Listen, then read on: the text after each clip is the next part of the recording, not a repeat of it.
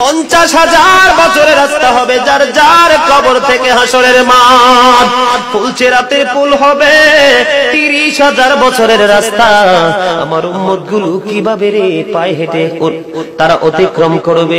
বন্ধু নবী এমনি এমনি কাঁদেনি রে, নবী জানিয়ে দিয়েছে কাল কিয়ামতের ময়দানে উম্মতগুলো খালি পায়ে থাকবে, মাটি তো তামা থাকবে।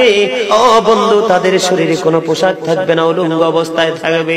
এমন মা আয়েশা প্রশ্ন করল, গো প্রাণের নবী, জানতে মনে চায় নবী গো, এই যে আপনার উম্মতগুলো উলঙ্গ অবস্থায় খালি পায়ে সবাই থাকবে গো নবী, তারা কি নারী পুরুষ একসাথে? কয় হ্যাঁ, নারী পুরুষ একসাথে। তারা কি কেউ কারো দিকে নজর দিবে না? এবার আমার নবী বলেছে, আয়েশা রে, কেমন করে নজর দেবে রে আয়েশা?